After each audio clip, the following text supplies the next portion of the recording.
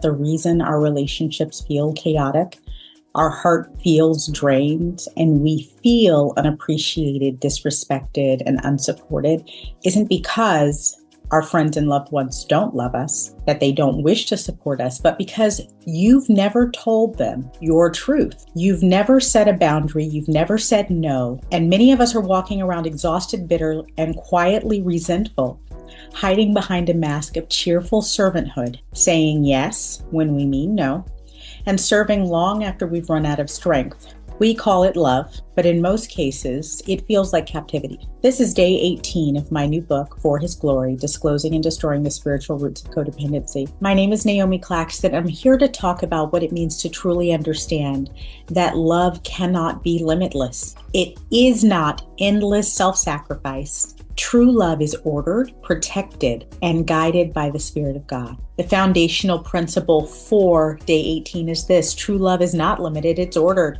God does call us to love deeply, but He also calls us to set limits so that love remains healthy, pure, and sustainable. Boundaries are the framework where love flourishes. Without limits, love becomes obligation. With limits, love is freedom. Spirit-led relationships are the ones where boundaries exist, where we give what God directs, guard what drains us, and keep our yes reserved for His purposes alone.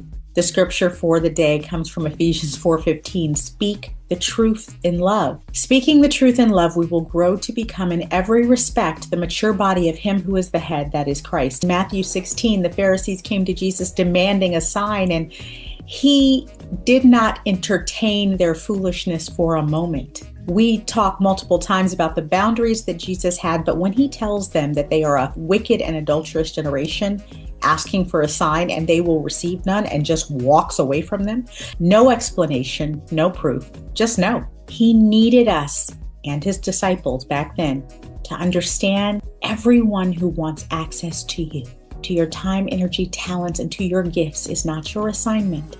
And every request wrapped in spiritual language is not of God.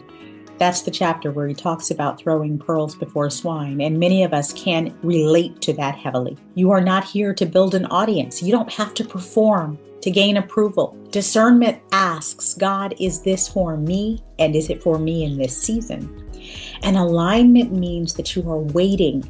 You are giving the talents, your pearls, to God, and you are saying, Lord, where and for whom should these be expended? Love with limits is love that lasts. It's not hard-heartedness. It's holy wisdom. Boundaries do not make you unloving. In fact, research, science has shown it time and time again.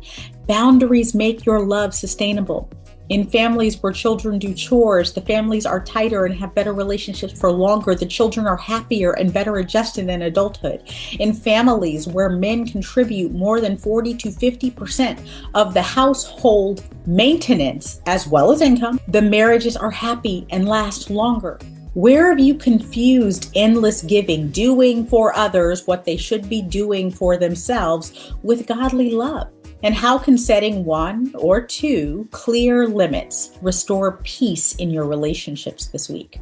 I'll be back tomorrow for day 19, where we'll talk about the power of honest prayers, because many of us are not just being dishonest in our relationships. We're also not being fully honest with God.